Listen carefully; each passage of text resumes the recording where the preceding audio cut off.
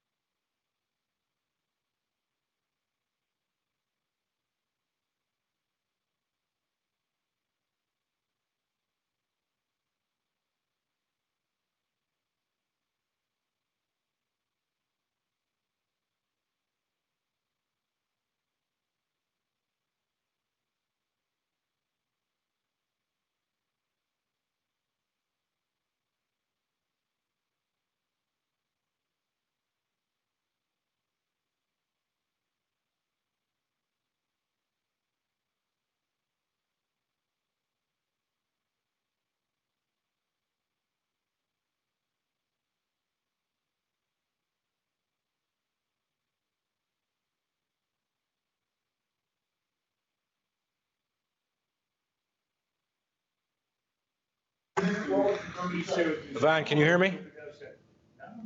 Yvonne, can you see us? Yes, I can. Oh, hi. Hi, Steve. How you doing? Good. I just got home from work. I missed the meeting today. That's all right. We passed a lot of bad laws and we spent a lot of stupid money in the county. Did they mark me excused? What's that? Did they mark me excused? I think so, but we can check with Mike Ballard. I think so. Okay, I emailed him. All right, good. Well, yeah, we did. It was uneventful. The county executive gave a speech about where the county is and what's going on. That was most of it. Okay. There's a bunch of small dockets, small resolutions. So some people not any heavy lift. Thank you. Yeah, we had an executive team meeting today. Oh yeah, we were busy. Yeah. I can see everybody. That's good.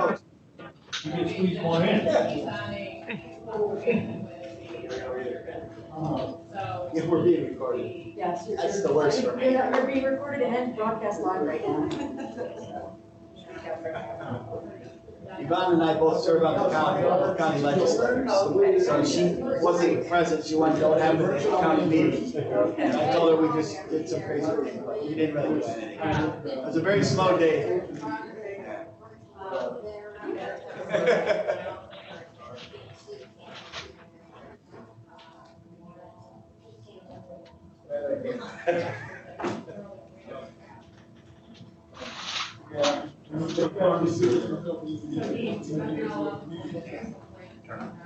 Oh, we're at 4:30 now? Should we go?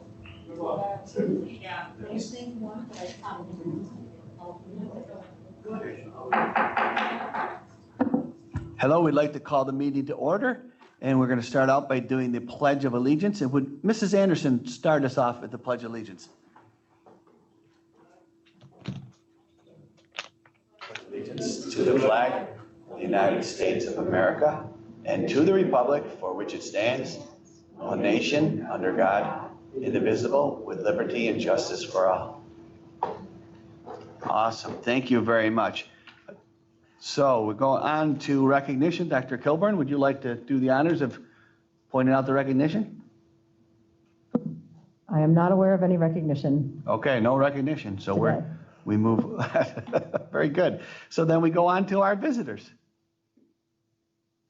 So in the district superintendent's report, we will be welcoming Christine Crowley and Mike Schuster from Fiscal Advisors to do a presentation very soon. All right, very good. Thank you. Thank you. I forget, the format was they used to go first, then you, okay, and I got you. Remember that one? We do it around the other way now. All right, so communications from the floor. Are there any communications from the floor? Okay, any correspondence? No correspondence. Let me keep moving. All right, so now we probably move on to the district superintendent's reports.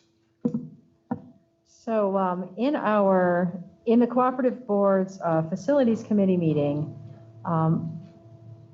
the committee was reviewing the scope of potential future work based on a building condition survey and prioritizing what might be some potential projects. And of course, with that comes a list of various costs that are purely estimates at this time. And part of the conversation became, how do we continue to afford to maintain a facility, especially when we know where districts are financially, in terms of finances. And the conversation came up about our debt service. So to give an idea of what debt service is, it's like a monthly mortgage payment. So you take out a project, just like if you took out a loan on a house, you have to pay it back, and you have debt service payments that you make. And that debt service isn't always going to be there. At some point, you're going to stop making your payments. And how might you consider that debt service when you're also considering future capital project work? And how does that debt service work with our component districts, because they support our BOCES? So as part of that discussion, the group in that committee felt it would be a good idea to have someone come present to us about that so we could learn. But it was also brought up that this is really a financial matter. So though it's kind of in the wheelhouse of our of our capital project committee, it also has to do with finances. There are members of our audit committee who are involved in finances and might be to the benefit of the full board. So having had that conversation, we decided to go forward and have a presentation for the full board about the capital project, not a specific project, but about capital project financing and debt service and what that might mean for us moving forward. So from Fiscal Advisors, we have Christine Crowley, who is the president of Fiscal Advisors, and we have Mike Schuster, who's in accounting services at Fiscal Advisors, here to present to us. Yvonne, you're going to see on your screen the screen share. So you will see the presentation on your screen. You will not be able to see who's presenting because they're kind of off camera for you. But you will be able to see the material and hear the presentation. And so Christine and Mike, this is kind of a new environment. So strangely enough, you're going to present from a seated position looking up there. And if you want to speak, you have to click the microphone. It's like a game show. You have to click, then you can speak. Thank you. Very good. Thank you very much. Can everyone hear me okay? A little louder. My voice doesn't travel very far without a microphone, so if it's not close enough, it doesn't travel that much better. So thank you very much for having us this afternoon. As Dr. Kilburn mentioned, I'm Christine Crowley and my colleague Mike Schuster. We're going to split the presentation up today between aidability, how a project is financed, and then some just hypothetical impacts related to project financing and then tax cap implications. At any point, we're more than happy to take questions, so please don't hesitate to ask. We're going to keep it at a higher level, but we have a lot of... Is that better? Okay, very good. Okay, excellent. So we have a lot of information in this presentation, but we'll try to keep it at a higher level, but provide you with this to go back and refer back to it any time that you may want to in the future. And of course, if there are questions that come up afterwards, you can certainly get in touch with us through Charlie or Dr. Kilburn. So to start out, I don't know, many of you have probably done capital projects within your school district. A BOCES capital project has a lot of similarities, but there are also a number of differences. And so we just want to go over what a BOCES project is so you can kind of get a feel for that.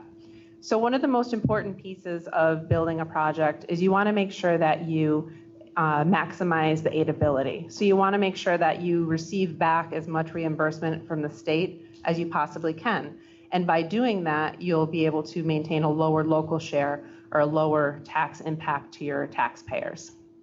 And so one of the first things you want to do is review your maximum cost allowances. This is something that is calculated by the State Education Department. They have many different factors that they put into that calculation. And then that provides you with the maximum dollar amount that can be accomplished within a project and still receive aid from the state. And so I'm going to turn it over to Mike so he can talk about that calculation a little bit and show you where your BOCES is as of a few days ago, actually. Thank you, Christine. As Christine mentioned, the formula for calculating building aid is complex, and we don't expect you to get into the formula, but we need architects who understand it. You have a municipal advisor with us who understands it, and we work with the State Education Department to make sure that every project we work on maximizes the available aid. In the case of this building, the calculation is right up in front of you. If you look at that grade 7 through 12, there's a number there called building aid units of 2331. That does not mean that this building can hold efficiently 2,331 pupils. If you were to put that many in here at any one time, you'd be, who knows where they'd all be hanging off the ceiling perhaps. It's a formula that is based on the number of classrooms, other areas that students can learn, and it calculates, again, that total. That gets multiplied by a number that changes every month, that construction cost index. That is a number that's actually related to and calculated through the Department of Labor, what construction actually costs in the region. And there's a regional cost factor. Bottom line is with this one, with this building, in terms of building aid, You could do a project of $48,900,000 and have it aidable. You have that much aidability. That's a very large number for aidability. We're not suggesting you go there, but it's what you could do. That's the construction side. Every project has incidental costs. Those are the fees. Architects, engineers, construction managers, lawyers, rental of equipment, spaces, the municipal advisors, other things. Plus, in the incidental is site work. If you're going to do a major site renovation, parking lots, roads, sidewalks, drainage, athletic complexes, that is all incidental costs. Well, you can do up to $12 million of incidental on this project and still get aid on it. And those numbers are very large. That would mean you'd in effect do a $60 million project. You could do that and get aid. You need to obviously make a decision about your own scope. Can see the district superintendent shaking her head over there. You're not going that far. We understand that. The good news is your numbers are very good for aidability. You have some of you sitting out here in the component districts. You have your own cost allowances in your districts, and some of you may be in a position where the cost allowance is not sufficient to handle the project that you need to do if you're in a smaller building environment. So fortunately here, there's plenty of cost allowance. That's not going to become an issue with this project, and you can go ahead without worrying about that. So, Christine? Great, thank you, Mike. So again, that's something we want to know up front so that as we're building the financing plan, we can make sure that the tax impact is appropriate and we know what that aidability looks like. And we also review the scope for aidability. There's certain scope that the state will not provide aid on, and so we review that as well. So once that project, we have the scope together and we have the estimated cost and so on, the next question is, do we need to do a referendum or can it be a board-approved project? And so if the project includes any purchase of land, if a new building is being constructed, if an addition to a current building is being built, or if you plan to issue bonds, the component districts plan to issue bonds to finance the project, then you would need a referendum.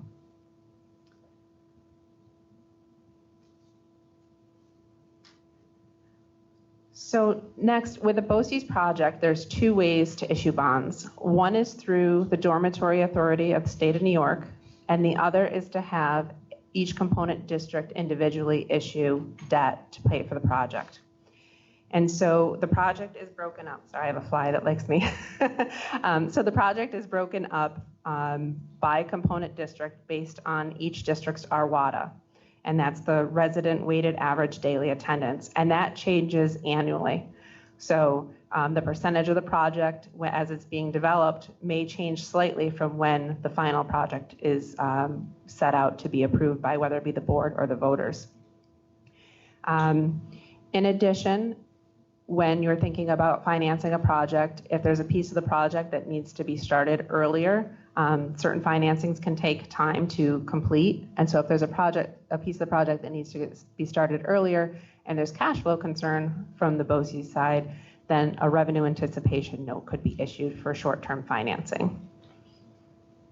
And again, I know this is a ways down the road, which is why the presentation to be able to pull out in the future and refer back to should be very helpful. So the difference between the financings, this is one of the pieces where I have a lot of information in here, but I'm just going to kind of explain the differences on a high level. And of course, any questions, feel free to ask me. So DASNY financing is when the BOCES is the lead agent and the BOCES organizes and schedules the financing through DASNY. It's done where DASNY issues the bonds. So similar to what Dr. Kilburn was saying earlier, similar to like a home mortgage, that debt service they are the mortgage payments. And so DASNY issues those bonds, and then the BOCES is leasing that project, if you will, from DASNY. And so that's how that works. The BOCES itself cannot issue bonds because you're not a taxing jurisdiction. You receive your revenue from those component districts that are taxing jurisdictions, but you yourself are not. So then with the DASNY borrowing, again, it's all one borrowing. It's all the same structure for all the component districts. And they don't have to deal with going out to the market and issuing their own debt. One of the big differences between DASNY issuance and the component districts has to do with debt limit. And so when a BOCES has a small city within their, as one of their component districts, we have to be cognizant of if that small city school district is up against their debt limit. Because if they are, then they can't issue debt as on their own as a component district. And so that would push the project in its entirety into a DASNY financing. And so in review of the component districts, Utica City School District is one that has a very large capital project plan, and they're undertaking a large project. And they have, their voters did vote to exceed the debt limit, and so they are over their debt limit right now.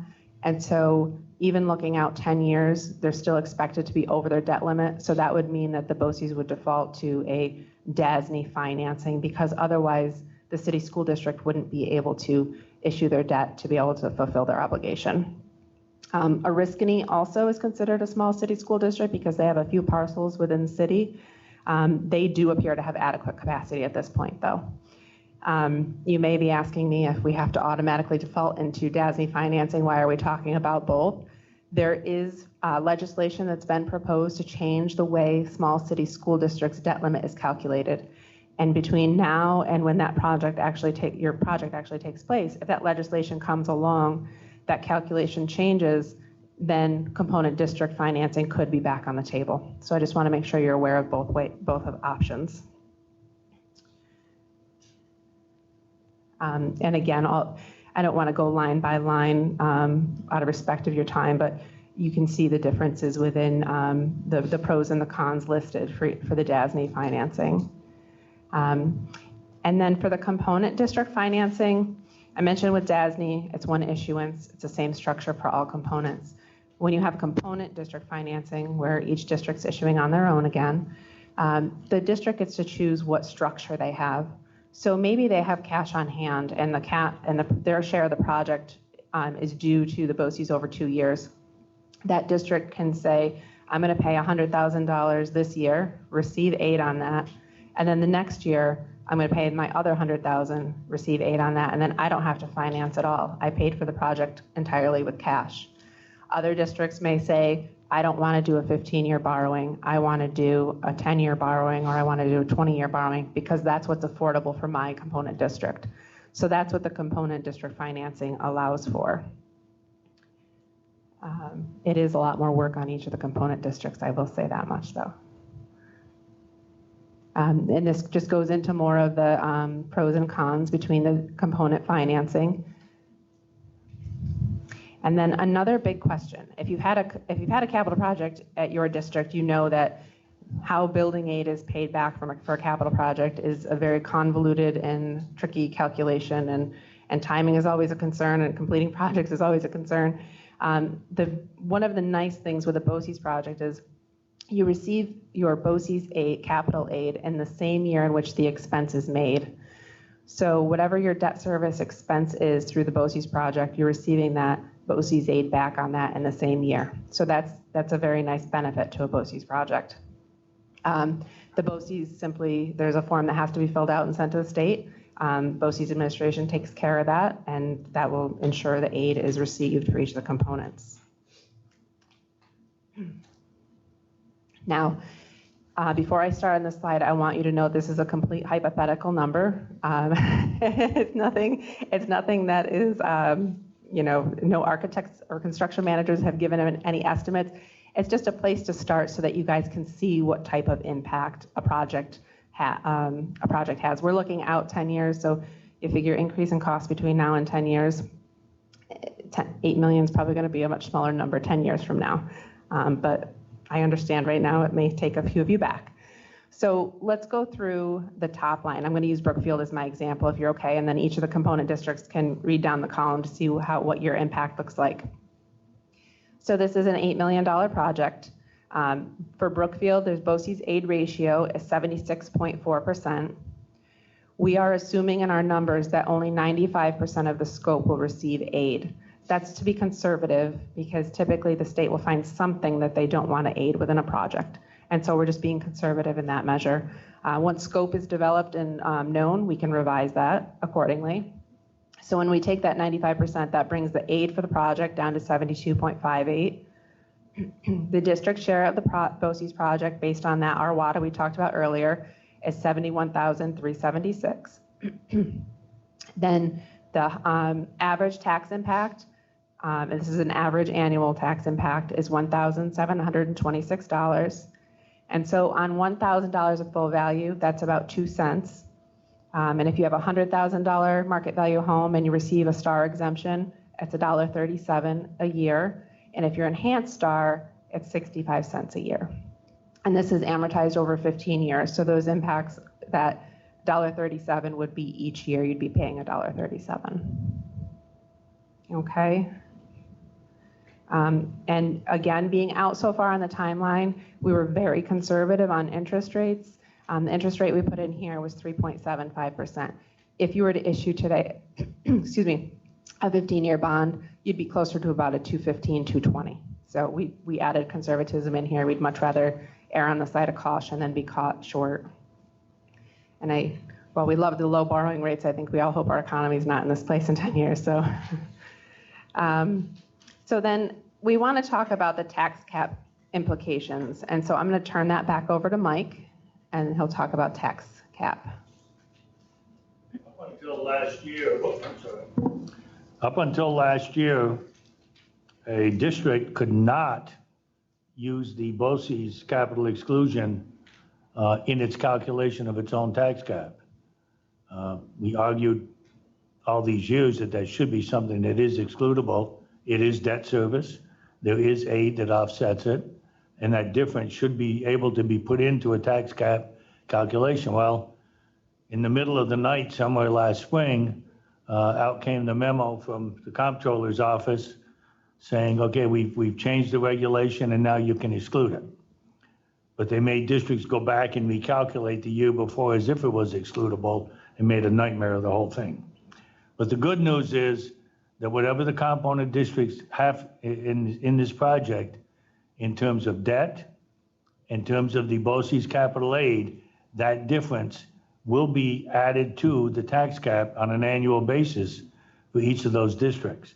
So the hypothetical here is showing the capital exclusion calculation for a component. It shows the current year followed by another year. So it says no new project. That means what happens when the capital exclusion, the BOCES debt ends for a component district. It ends 1 year and there's no new project to fill that gap. You can see where it says no new project.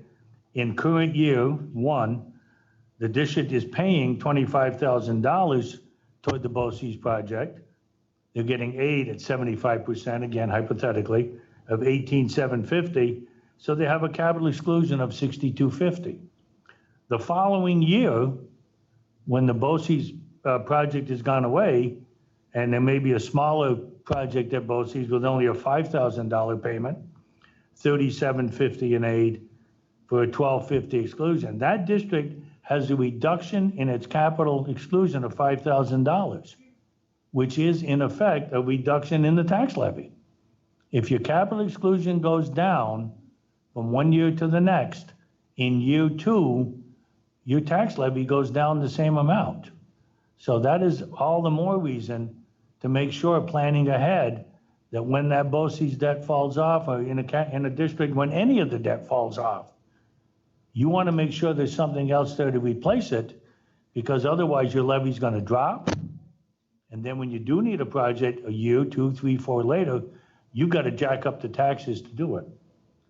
So just to understand this, Mike, so it would be something where as a board, this board's going to want to think about its projects and how those projects apply to the debt service because it impacts the components levy. Yes, exactly. But in turn, what we're not able to gain, maybe we're doing a project that's really small, but the component districts can also use this information to factor it into potentially their future projects Exactly, also. and So Christine's got another conversation- chart for that. Yes, exactly, thank you. That's the point. the gap has to be filled either by BOCES or by the district or a combination thereof. So if you look at the bottom part of this where it says includes new project, the assumption is here is that when the BOCES debt falls off in year one, that it's filled again in year two by another project. So the 25,000 is the same in both years, the aid is the same, the exclusion is the same, and for this component district, the levy doesn't drop. Because you know and I know in this environment, as it always is, if your levy drops from one year to the next, to get it back is going to be a nightmare as we go on. It requires an increase to bring it back, whereas if you keep the debt service level and the aid level, that capital exclusion is level, and you're just going to keep on going with the same levy every year, so you're not having this roller coaster of cutting taxes, raising taxes, cutting taxes, raising taxes. That's the intent of the whole looking out ahead. When does the debt fall off, and how do we fill that back in? Christine? Exactly. And So so, just to follow up on a quick question on it. Yeah. So is that how all the school districts are doing it now? They're pretty much following that plan, right? Because otherwise they'd cause, trying their very We hardest. try, yeah. Trying their very hardest. Yes. making sure that they do it. Yeah. And what impacts the fact when they don't do it? Is it because a school board doesn't understand and they're nervous, and if there's COVID and they don't want to make any changes, and I don't want to have to ask the public to continue to do this? Yeah, it's a multitude of reasons Right. why boards of ed are reluctant to enter into capital projects. You know, again, the timing here with the COVID, but in general too, inevitably, most capital projects bring with it some increase in the levy. A lot of districts go out and they vote saying no tax increase. That's actually dangerous to do, as Christine said. You can do a project, but something down the line may not be eligible for aid. It may be some equipment, it may be some other expense. You have to be careful. And boards of ed are reluctant to increase taxes. I was on a board of ed 4 years in North Syracuse. It's not easy to look at your neighbors when they're yelling at you for something because they just got the tax bill in the mail. I used to try to leave town that week, but I couldn't get away. But again, there is a reluctance because of the fact there's a cost, but there's also the offset. It's like with your own house. If you don't take care of it, when you finally have to take care of it, it can cost you a lot more. Same thing, you've got a mammoth building here that's very, extensive in its needs. You got to take care of it. The same with every school building. You got to take care of it. So there's a reluctance on some, but we understand, but we push it in terms of look at your debt, look at the aid. When is that going to fall off? Let's plan 2, 3, 4, 5, 6, 8 years ahead. Let's plan so we can fill that gap and keep that tax levy level instead of that drop. That is a tremendous thing to bring back. So there's multiple factors, but it's understandable. I have a quick question over here, Michelle. Sure.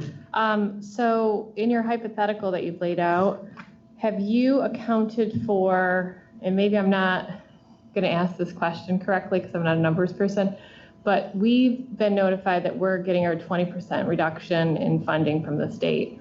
So, and if you look at the numbers of the state's debt currently, how do we back this, or how do we get behind this, knowing that there are these potential reductions, not just this year, but next year, and who knows how long this is going to go? We haven't taken that. We have not taken that into account in this. This year is going to play out and see, is there really going to be that reduction? And that will change how we go forward. But in answer to your question, we did not put that in there because we don't know where it's going. I don't think anybody does at this point. How many years? Will it happen this year at every quarter?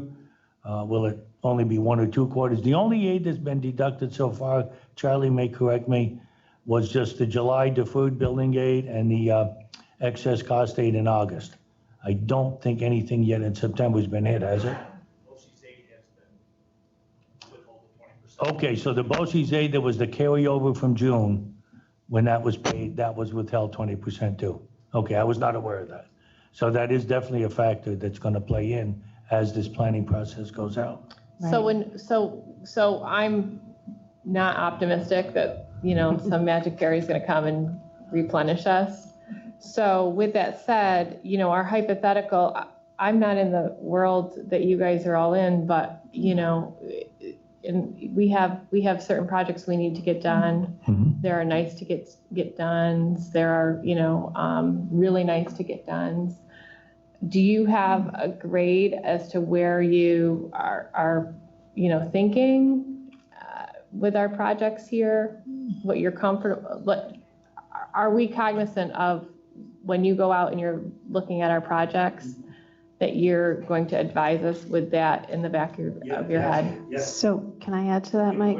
So that's Maybe it okay. wasn't a question. I think that was more, No. maybe more of a statement, I guess, Absolutely. And so, perhaps. I'm and so sorry. your project, the way, at least the way we're looking at it right now, is it's many years down the road. If we were coming to a board where you were looking at voting this fall or looking at voting next fall, which we have been to those boards and we have run the numbers, we show both options. We're showing, assuming building aid is not reduced, or BOCES aid in your situation, and showing it reduced. So if it was something that was that immediate, if you will, we would be showing both. Right now, too, with the 8 million, that's just a fictitious number. That's not, I mean, it could be 2 million, it could be 10 million. We don't know at this point, but as you come closer to where you're going to be asking taxpayers to buy into the project and to either approve it or not, or whether it be the boards, however way you go about it, at that point, what we know then, we will definitely be showing options. If heaven forbid we're still in this instance, but if we are, we absolutely show the options and make sure that everyone's aware of how it is today, but how it possibly could be based on what we know. So absolutely, yep. I spent most of my day yesterday running numbers for a board meeting last night with all the different cuts and all the different scopes, and so it's challenging, but we just have to do the best with what we know and make the best decisions that we can, so. I guess what I'm hearing you say is we should do our planning and consult with you. Don't just sit Absolutely. down and say, well, we haven't got the money, we shouldn't do anything this year or next year or the Correct. year after that. We should Correct. plan in a way that's good for our district, check in with you, and what's good for our component districts also. Absolutely. But check in and see where we're going to be, instead of sit with the mindset of we can't do anything Right. because there might not be. Absolutely, the and money. we may come back with numbers that you Right. you can't swallow. You Right, say absolutely not, right. and then we adjust. Then you adjust the plan, because then you know where you are with that particular project, however you've formulated it. You know the number's not something that you're comfortable moving forward with, so then it's restructured and looked at again. But we need the numbers before we make Exactly. any final decision. Right, So we absolutely. can still do our planning. Absolutely, and to point down there, well, if we're at the situation where we have potential aid cuts or potential changes in how aid's being paid, then we'll discuss those options, absolutely. I have a question in regards to BOCES leases space from component districts. Yep. If something needed to be renovated within the space that they're renting, how does that work? Does it go to the component district or does it go to BOCES? Sorry, I was off again. I was going to write because my voice wasn't carrying. So it goes back to the component district. So whoever is the owner, if you will, of a building, school building, that's who's responsible for doing that work. So if you're leasing, I'm just going to use Brookfield because they're on the top of the list. If you're leasing space from Brookfield, then, and the space needs to be reconstructed, reconfigured, whatever it might be, they would need to do their own capital project. And then they would need to be cognizant of their maximum cost allowances and aidability and so on. Okay, thank you. You're welcome. Okay. Any more questions before I go to the last couple slides? Okay. And if something comes up, certainly feel free to ask. So what we did is we took our hypothetical $8 million project and we said, okay, 28, 29 is the last year that the large $38 million project has a debt service due. So we said, what does that look like for each district? And so there's 2 pages because I tried to keep the numbers so that they could be, so you could actually read them. Don't get them too small. So I'm again going to pick on Brookfield. So 28, 29, their debt service charges are about just under 26,000. BOCES aid is just under 20,000. So they have a 28, 29 capital exclusion just related to this $38 million project of about $6,100. So if we were to layer in this $8 million project that we talked about, the new debt service charges would be $6,294. Aid would be about $4,500. So the 2930 capital exclusion would go down to $1,725. So that district would be, Brookfield would be losing about $4,400 of taxing capacity from not having that eligible within their capital exclusion. And so why that's important is it's important as you're building a project yourselves. You want to make sure you continue to look to make sure, you know, are we, again, we don't know where the numbers are going to be years down the road, but are we at a point where we're increasing their capital exclusion? You may not want to do that, or you may, it's your decision. But the other point to what Dr. Kilburn mentioned is you want to make sure you can communicate this with the component districts because they're doing their long-range planning. And if you have an idea of what you'll be doing here, and you see that there's a reduction in the capital exclusion, giving them that information sooner rather than later lets them plan accordingly and appropriately. And if they want to fill a project from their own district and absorb that capital exclusion, they're able to do that. So this information is extremely helpful, not only for you guys here at the BOCES standpoint, but to be able to share with the component districts so they can see where you are and plan. So any questions on that? Yeah, just real quick. Yes. So if I can use Dr. Kilburn's analogy, Yep. I'm Brookfield and I have a mortgage payment or an exclusion of $61.35. And my goal really would be long-term to kind of keep that about where it is. So that I don't have to ask anybody to pay any more or pay any less. I keep going along nice and easy. Correct. I manage it. So if I pay my mortgage off, though, I got to buy another house with has about the same mortgage payment so I don't have crazy tax implications and income needs. Right. All right, good. Correct. Thank you. You're very welcome. So then the very last slide, this is a very rough draft of a schedule. And this is just simply once a project is approved. There's a whole, I would say a good 1.5 to 2 years of project planning prior to this point. But not knowing what the real scope is and not knowing necessarily if the BOCES would like to do a referendum or no referendum, it's harder to put that together to give you an idea. But I can tell you once the project is developed and approved, that this is a rough timeline of what you'd be looking at as far as getting an actual shovel in the ground and getting debt service on the books, that mortgage payment again on the books in order to keep everything status quo.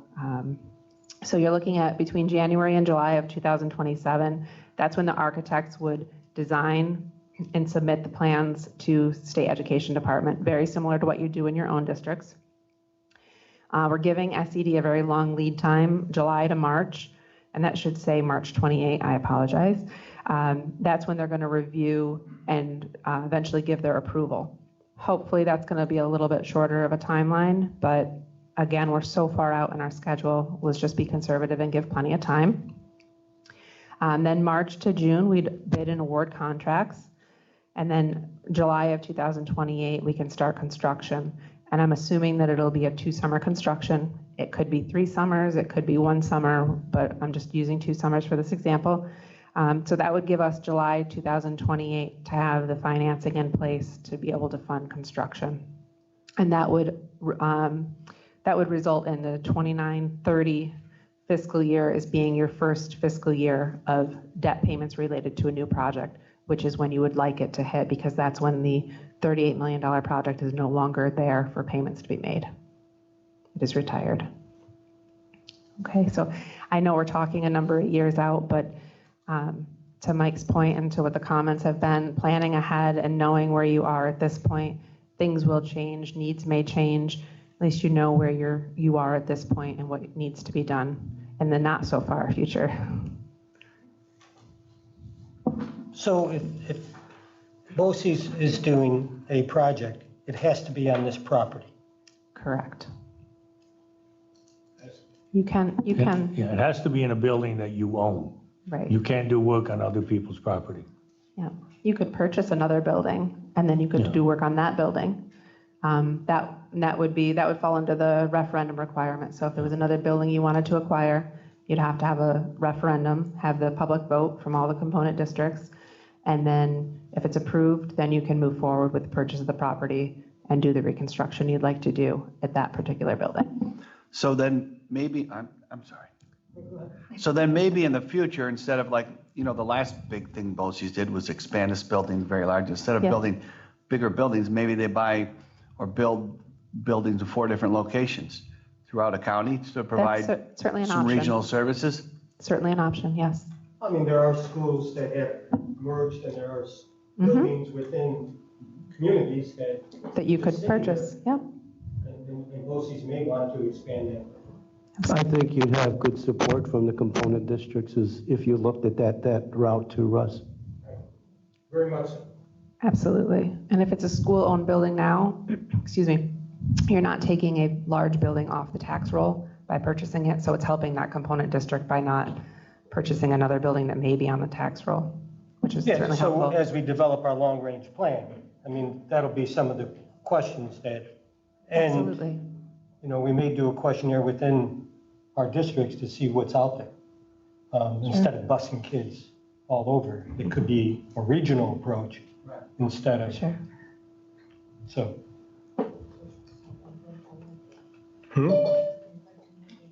Yes, I would.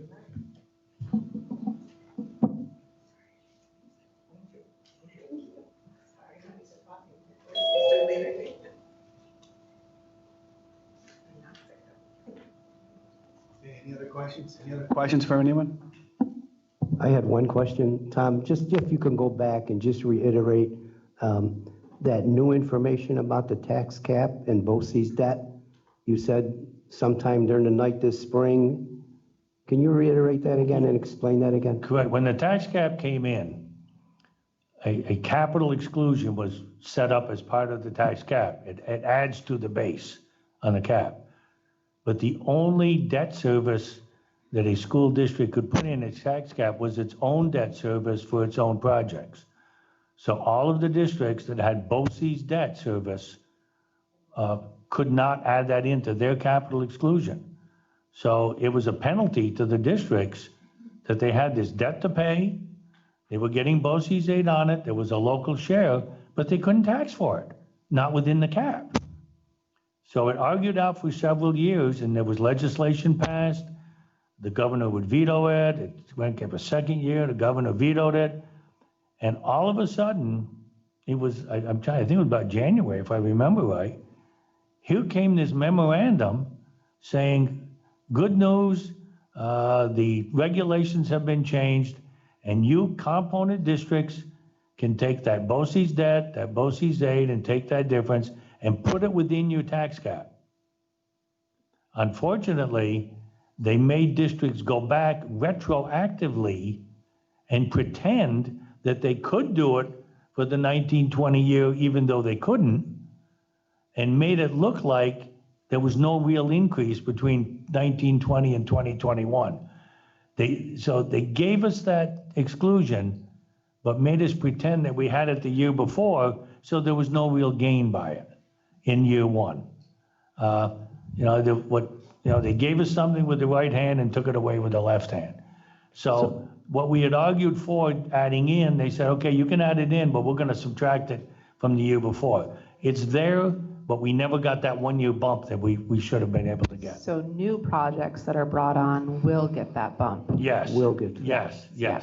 It was just what was already existing Right, on it the was books. existing, yeah.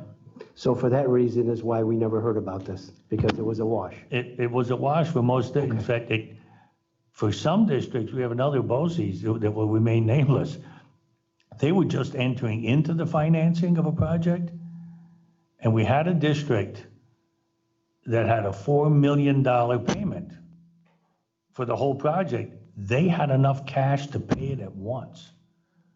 So when this thing came in, that retroactive step made it look like they had claimed a $4 million exclusion in the prior year, and no exclusion for the future year because the payment was already made. They were facing a $4 million reduction in their tax levy because they had paid the BOCES project off in 1 year because of this finagling going backwards 1 year.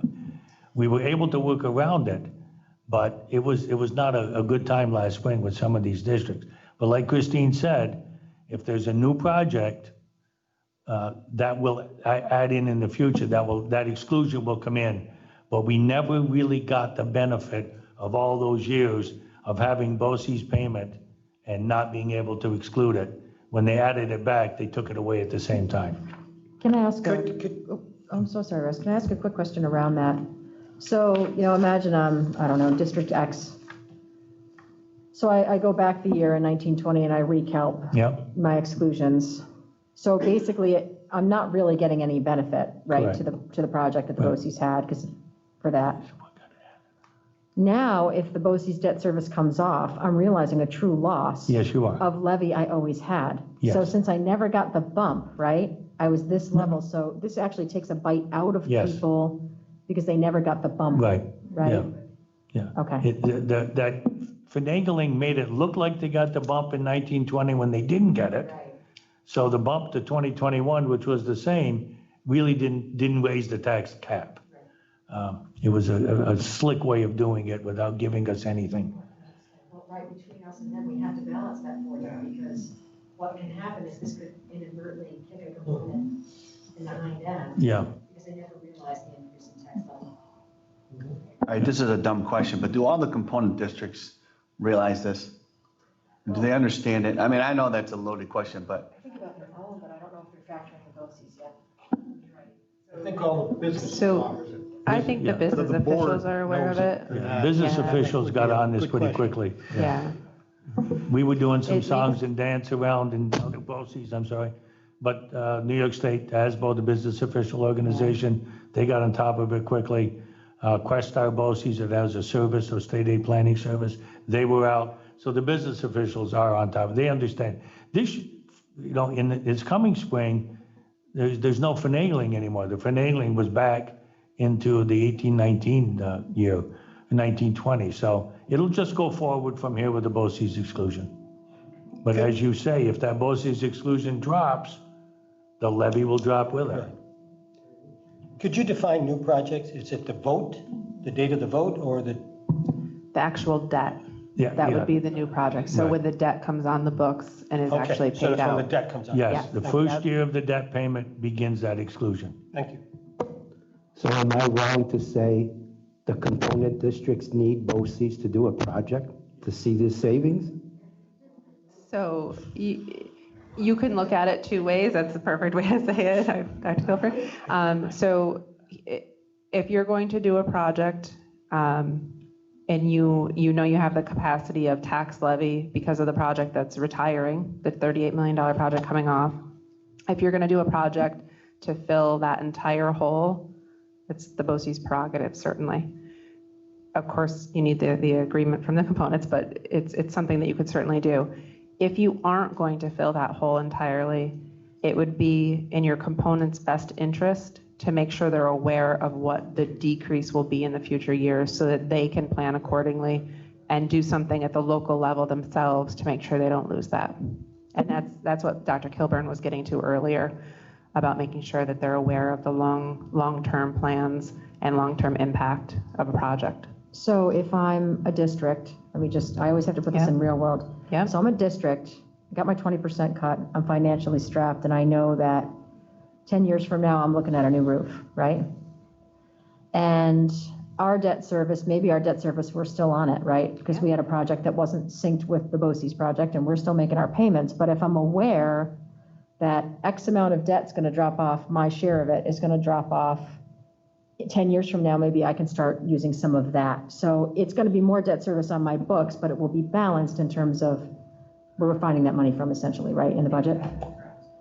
Yeah, but Exactly correct. the component districts are already doing their 5 to 7 year plans, looking at this already. Right, And so the sooner we let the districts know exactly what this is, right, because if they just went out with a project, right. and so they need to understand 27 and exactly what happened so they can go back from that and plug in a capital project somewhere Exactly in their correct. line. Exactly. If we're not correct. going to do anything, but I To our think point, we can. might be, right.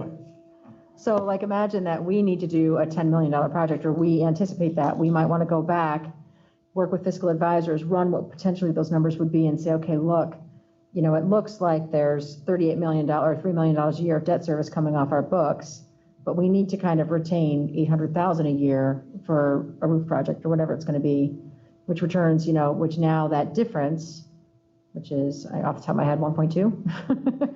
That 1.2, the RWADA of that, the breakup of that would go back into the components to consider how they want to apply that debt service. So we have to always we're cooperative, right? So we always have to have this discussion like, hey, we want a new roof. The districts might say, yep, it's nice to want. We're in trouble and we need, you know, so we have to have these discussions.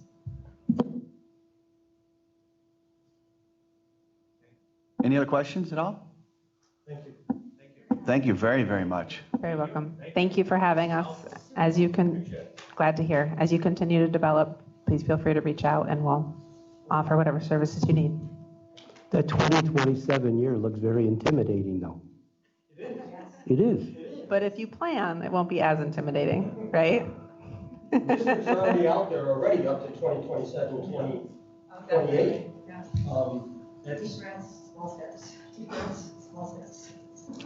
Wow. We actually have a district voting this fall for, it's their 24-25 project. That's when they need the debt to start coming on, but they want to make sure they have everything exactly as they need it, and they're starting now to plan it. So time flies. It definitely does. Thank you again. All right, super. Thank you very much. So now we're on, Dr. Kilburn, to your next. Yep. So we've just had a virtual opening day. So you might be familiar with the fact that typically at the beginning of a new school year, we have opening day, and our staff who work here all year long and our staff who are returning come back to campus where we kind of celebrate achievements or recognize each other or just welcome each other back or meet and greet. And then also we have mandatory training. And how do you do that in a pandemic, which is just, how do you do anything in a pandemic? That's always the question. How do we do this? So we really learned from the virtual celebrations that were done across the region in the spring, you know, and summer for our students and also for staff. And we rolled with that. And our school comm department worked tirelessly with all across this organization to put together a virtual opening day. So that included, it's a video that had different segments of like speeches, employee recognition, things to learn. And then after that, there were little online classes, 20 minutes a clip, that you would go through for your mandatory trainings, and that would complete your virtual opening day. That started on August 31st, and staff have until September 11 to complete the trainings. But what we wanted to do was show you a piece of this. It's a 10-minute piece, so we'd like you to grab your fictional popcorn, break out your granola bar, open up your water bottle, and you can see a little bit about what this looked like. You'll see Mr. Boucher give a speech. You will see Lisa Rizzo talking about the summer program we had where we provided therapies for students over the summer. And we did that so staff could kind of get a sense of what things might look like when they return with students, and maybe gain a sense of confidence by seeing their own peers here working over the summer. And then you'll also see Mr. Harris talking about what we're doing with the facilities to help keep people safe, disinfecting, and some protocols. So kick back, relax, and enjoy the virtual opening day feature video.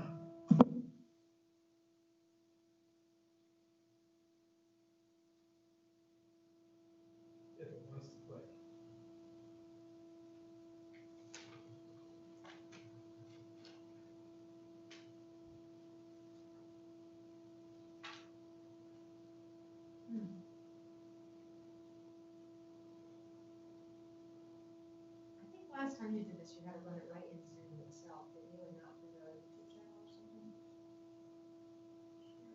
Oh, there you are.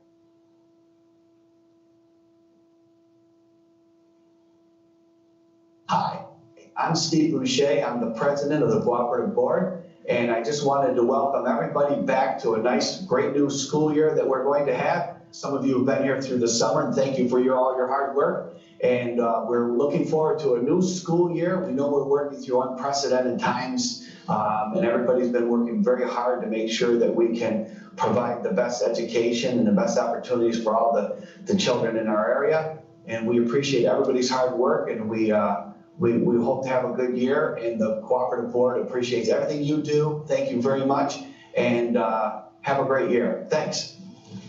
The first day that we saw students coming off the bus, we all felt like our purpose in our life had been met, because that's what we get up and come to work for every day, is to meet students' needs. And the students need to have connection. They need to be in a program. We have enjoyed every minute of having them here, and it's been different, but we've all adapted to social distancing. But the students are special education students who require, they need to have 100% physical prompting and support for their activities of daily living. So maintaining social distancing isn't possible when you need to provide the close physical proximity to the students. So we've done it, and everyone's washed their hands and used hand sanitizer and gloves and masks, and everybody's been super safe, and the kids have received their therapy and instruction, which has been our goal, and everyone has stayed healthy so far. The instructional component remained remote, so we needed to assure that teachers had the technology and students had the technology. So we've been continuing to support families in need of technology by providing the Chromebooks. Teachers have been trained, going through training consistently on the Buzz teaching platform. We have several digital platforms for students with disabilities that we use. Staff have been implementing them through Zoom and Google Classroom, and they've all, again, come up to the plate, even when they're hesitant and I feel old and I can't do this, speaking for myself. We were able to overcome those obstacles together with a lot of support and great partnerships with our IT division, and the training platforms from program and professional development have been wonderful. I think staff are gaining confidence, and it will be a work in progress, but come September, I feel like we're in such a better place than we were in March. So moving forward, we make sure that everyone has the technology that they need to be successful, and the students are able to learn in a remote setting. I've been so happy with the progress that we've made. Very, very nerve-wracking in the beginning. We wanted to provide a safe summer school for our students that needed in-person related services. And we did remote instruction with our teachers teaching students remotely. But the students, as they came in for related services, went to classrooms and received instruction within the setting. It's been going extremely well. We have all the Department of Health protocols in place. The nursing staff have been receiving the health screenings from parents in advance. They've been checking temperatures and monitoring the students as they're here, and certainly staff have been monitored as well. And it has gone extremely well. The first week was tough. We're meeting a lot of needs for the school districts and parents and students, but these students so much needed to be in school and receive in-person connections and services and therapies. And it's been very, very heartwarming to me to have kids back in our building. We're really happy that it's worked out so well.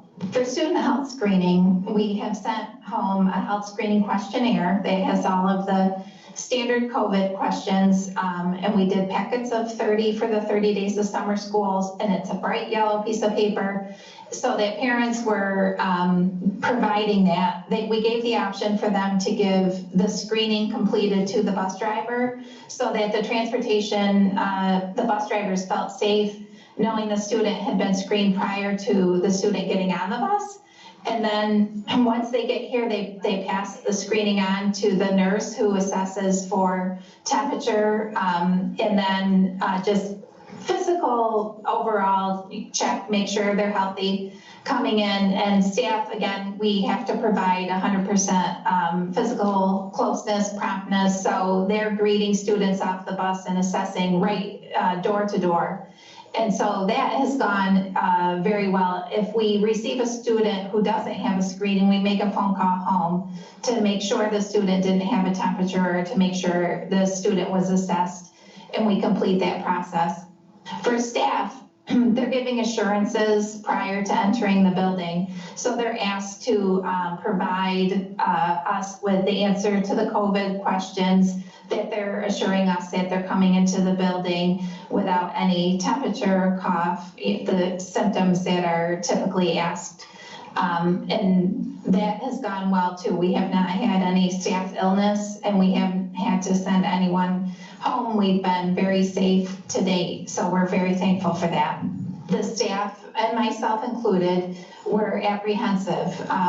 We are right now in the fear of the unknown, and we hear a lot on the media about what is happening and the negative effects of school and crowding, and at the same time we're balancing it with parents very much needing their kids to have their therapies.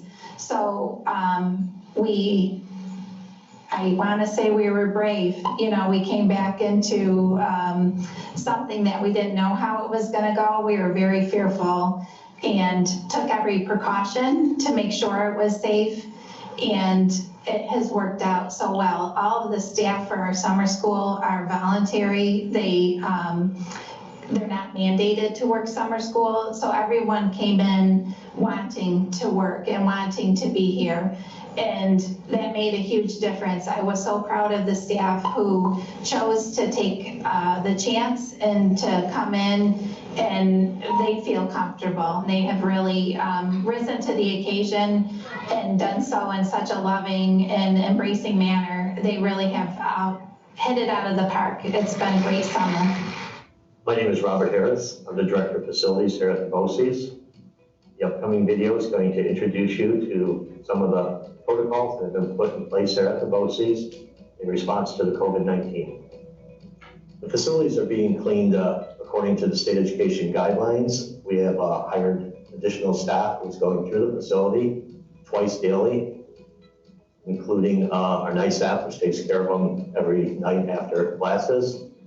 We are, during the day, hitting touch points such as bathrooms, doorknobs, handles, drinking fountains, and any areas that are frequently touched by students and staff during the day.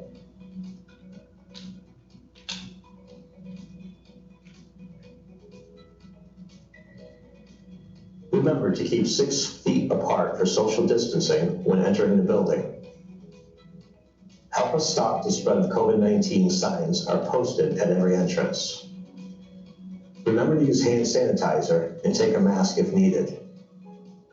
Hand sanitizer dispensers have been installed throughout the building. Custodial staff has been equipped with disinfectant sprayers that use a peroxide-based disinfectant that can be applied and allowed to dry or applied and wiped after 35 seconds. Additional staff has been hired to clean and disinfect during the course of the day. Touch points throughout the building will be cleaned at night and twice during the day.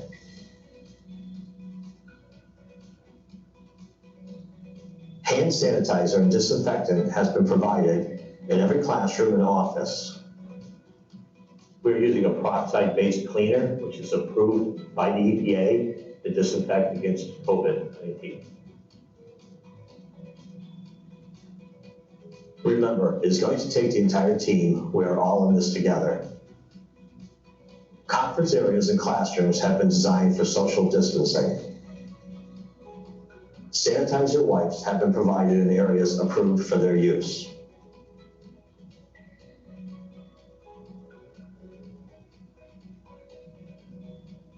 And again, let's all work together to stay safe.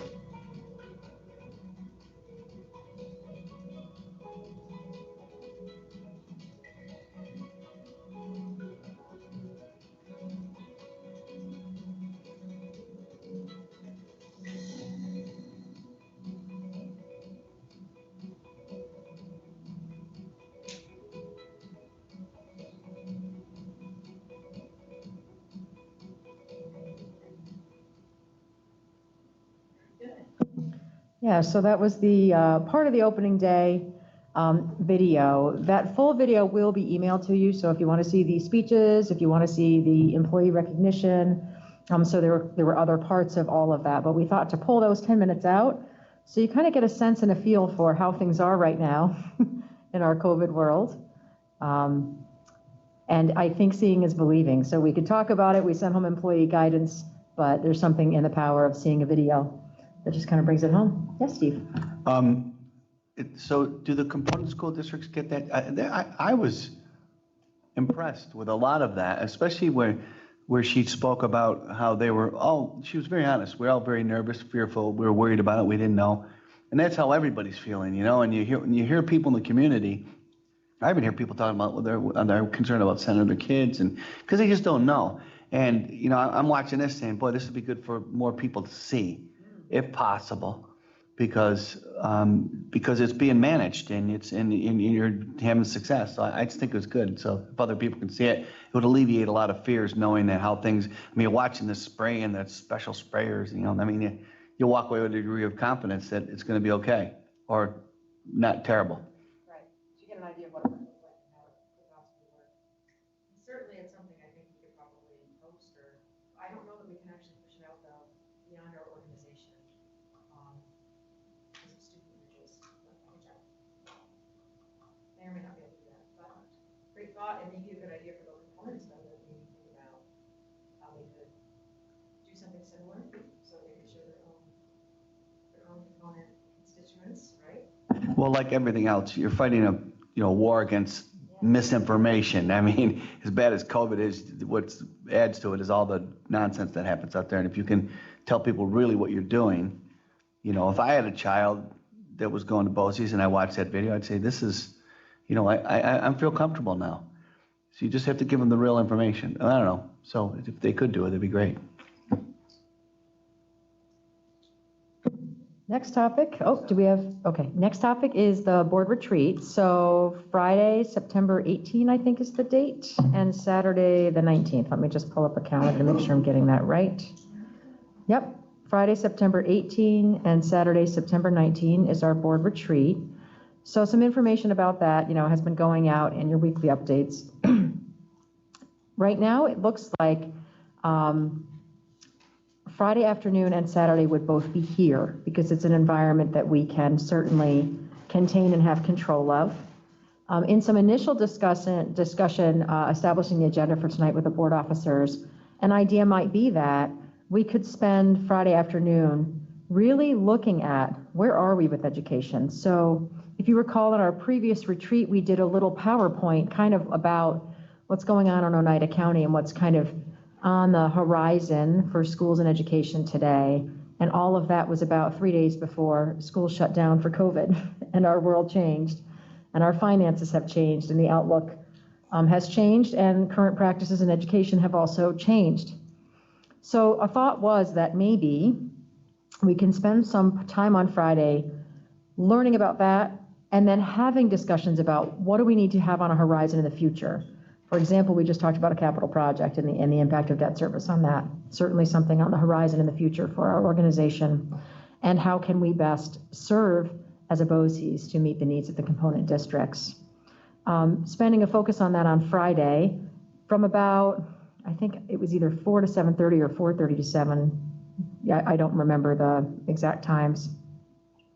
And have dinner. So there's Simeon's menus before you because we can order fully packaged meals that people can eat and still avail people remotely if you want to come in remotely to be able to do so. And then on Saturday, work in like two-hour segments, have breakfast at home, come in, do something from like 8:30 to 10, and then from 10:15 to 12, so you could go home at 12. And talk about then, based on the conversation we've had the previous night, our mission and our vision, how do we want to move forward establishing the organizational goals, which is where we had left off in March. So I thought it might be a good idea to have the board dialogue about that a little bit. Does that sound like a good plan? Any other thoughts or ideas? Are we good to move forward with that in mind? Anyone? My only comment is I think we need to keep it at present time. I think there's so much on the table that we haven't survived a month of school yet. I think we've got to really focus on what the month of school is going to be like and what the next 3 months are going to be like. I'm all for the future, but we haven't dealt with the present yet. I think we got to be careful. Just something to keep in mind. Just, you know, we've all sat through years and years of training and in service, and we're looking years in advance, as we just did in the presentation tonight. But, you know, what do we do in the next month of school? And I think that's crucial right now. So a thought might be to focus on our current circumstances, right? What that might mean for our organization, and then spend the next day working on the goals, right? So I think we can find a balance between the desires to move and look in the future and the desires to look at the present. Certainly, we can't ignore the present day. That would not be wise. So I think that's something we can work with. Any other thoughts? All right, so this is a change from my understanding of previous retreat and previous retreat topics, but it sounds like the board is on board, so I say we move forward. Okay, good to hear. Moving on, we have the start of school, social and emotional learning update and professional development. So truly, I think this really is in the wheelhouse of Christopher Hill and Ann Turner. So I'm going to now turn over the portion of the district superintendent's report to them. Well, I guess I'll start with the start of school. So as you know, we're running a hybrid model in CTE.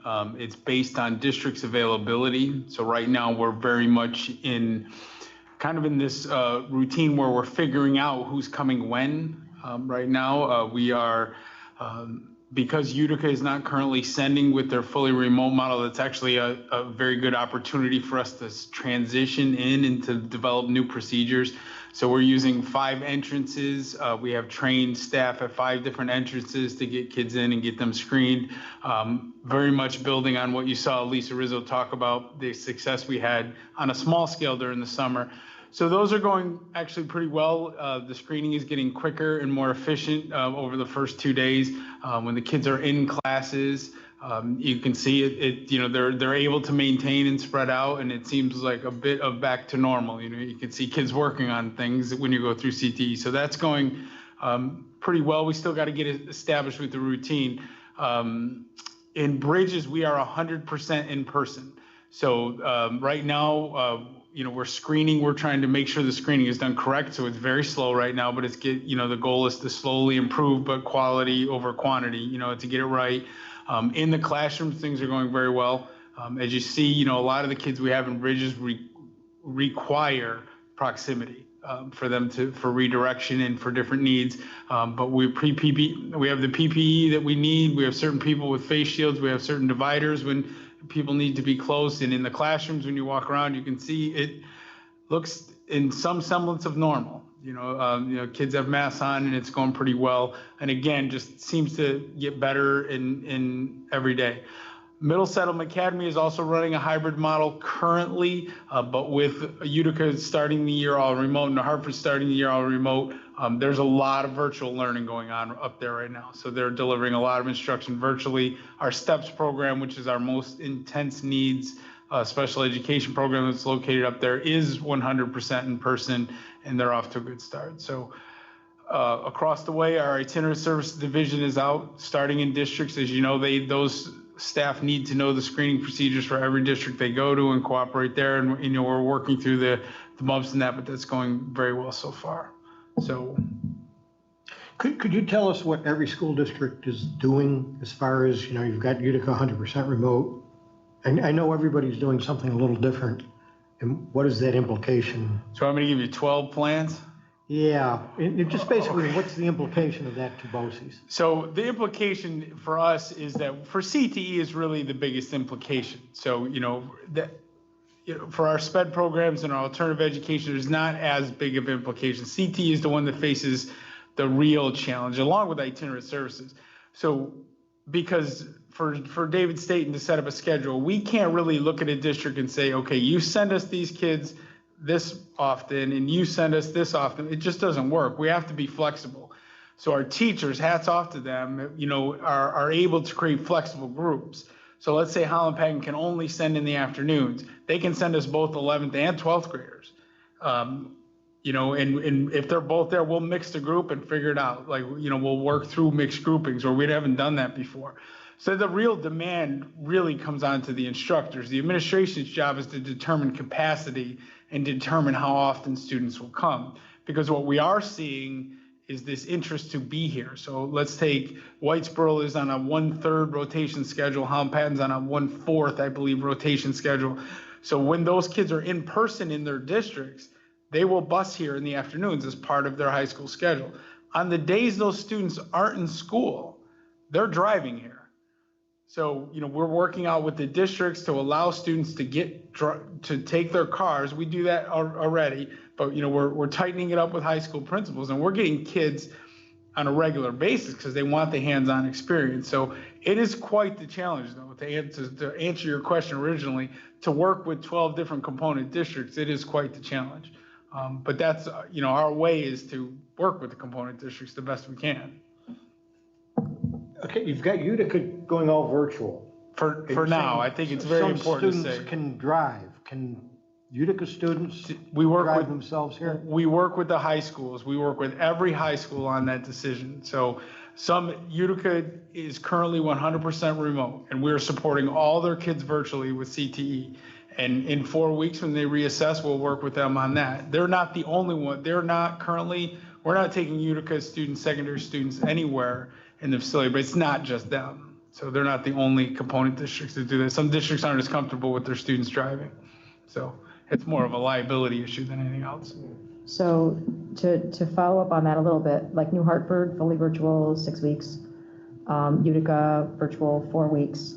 But what Chris is describing is that a lot of the other schools are doing like hybrids. So 1/3 of the kids are coming in on Monday and Wednesdays and alternate Fridays, and the other thirds come in. So in some cases where a student for certain district might have in-person learning on their campus on Monday and Wednesday, but they can still get themselves to CTE on the opposite days as long as the school district supports that, we let them come. How many are hybrid? The majority are hybrid. I don't believe we ended up with any one district that was able to bring everybody in 100%. I think they're all hybrid. Not at the secondary level, no. Yeah. Yeah, at elementary, you're seeing wide variety with that because everybody's really trying to prioritize getting the little ones in. But in terms of the fully virtual, the only two are New Hartford and Utica at this time, like 100% remote. These schools are trying to get 100% elementary. Off the top of my head, I couldn't tell you because it differentiated so much. Like some schools were doing half-day programs to do it. Others were doing hybrid, but not able to bring everybody all in every single day of the week. And I do think we might have 1 or 2 districts that were able to get them all in every day of the week. But who's doing what? With elementary, I couldn't tell you. Gary Sequoia is doing all-day elementary. Yep. I don't know about Westmo. I thought they might. Does too. Is what? I think Westmoreland. Westman. I thought also. Westmo. But are you guys doing half days? Oh, didn't quite get that this morning. Chris, how does our enrollment? Has our enrollment gone down because of this? Not at all.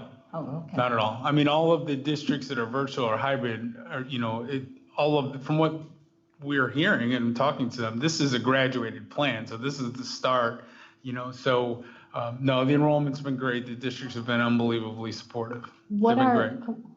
excuse me, sorry. What are the numbers for our virtual program that we're offering districts? We were at like 300 or something. Well, I appreciate the transition. I was just about to go. That was the Okay, new. well, I was waiting. Yeah, that's the new opening day. So, as we talked about in early August or second week in August, the districts asked us to open a virtual academy. We're calling it the OHM Virtual Academy. It's a K-5 virtual elementary school that we're running for 3 different districts right now.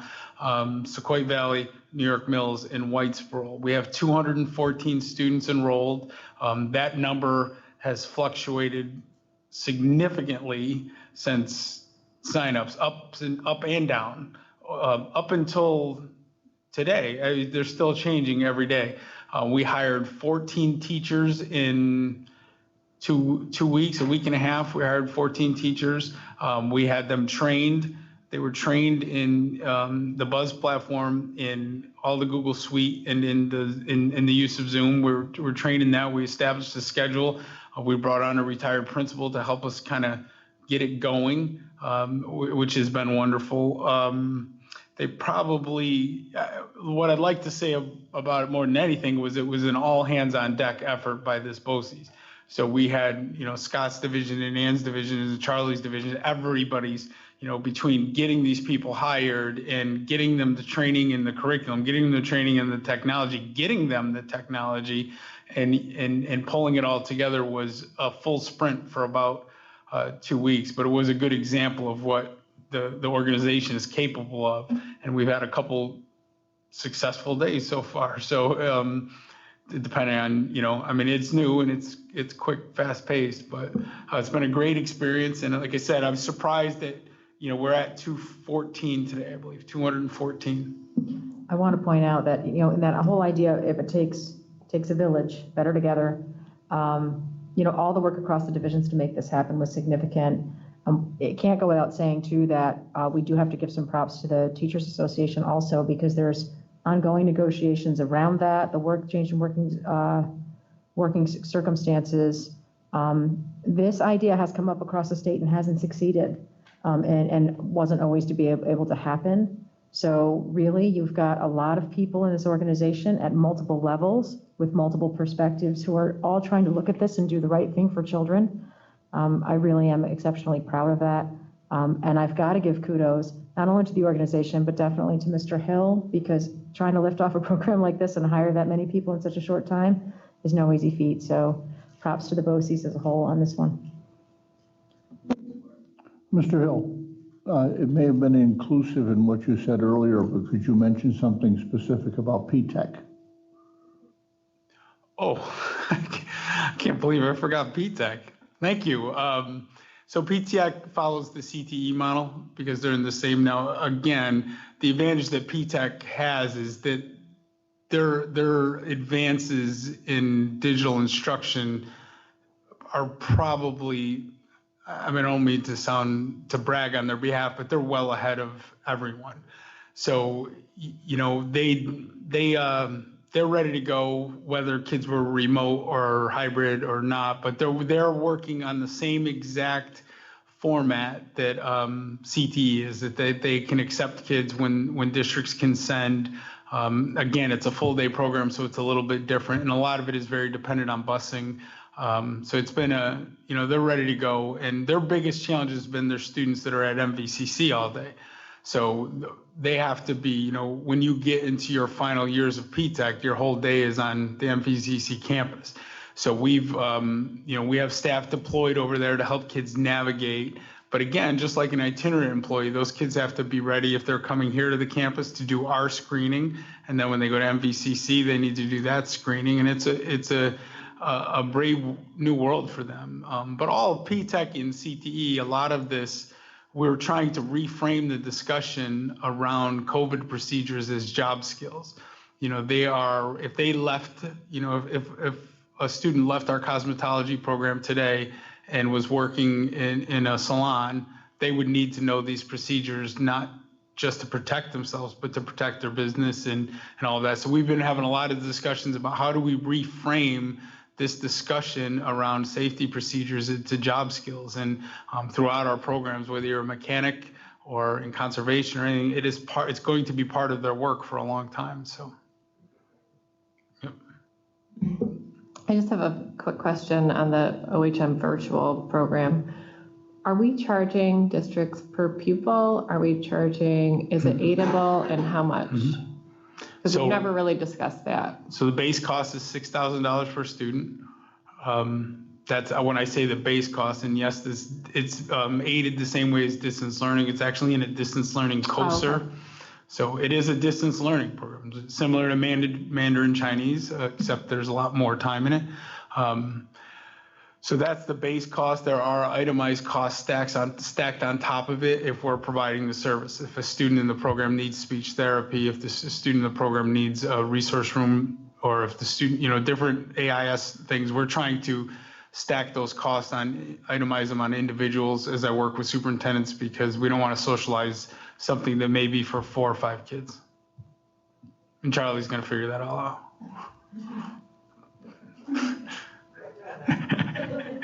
I'm just kidding. Any other questions about the opening of school? Just on the teacher response. Sure. One of the things I noticed here is there weren't, I was expecting to see a lot more resignations that, a lot of people just say, I'm out of here. And it doesn't seem to be having that. But I'm wondering if how many people are opting out of coming, or have, side issues that. No, we have a whole procedure to work through for people when they have either health-related issues or different issues. Dr. Kilburn has set up a whole procedure. We've been trained on it. Our human resources department has been great. But I can say for none of that has been, I don't want to come here. And not one person. It's been, how can we make this work? So people have been, our employees have been fantastic. I mean, we do have people with that want to feel secure, that need, that we've taken some extra steps for, if we've gone through this process. But it's all been a very positive experience. It hasn't been, that's it. It hasn't, like what we saw happen in Western New York, or what I read happened in Western New York in that one district. We haven't had anything like that. Our folks have been great. That. I'll write it down before I give it to you later. It would take over this board meeting. We brought it up, so. Yeah. The whole school? Yeah. Yeah. No, our employees have been fantastic. And again, like what we saw, that the summer with just related services was a big help. It was a huge help to just get things going. It's very different now. There's a lot of students here, and it's very different, but our employees have been fantastic. So the shortage of teachers is not an issue for you? Well, when I was hiring 12 elementary school teachers in a week and a half, the teacher shortage was a little bit of an issue. But no, we haven't had, and we have postings out now to fill some teacher assistant positions, and we've been getting reception. It's been good. So.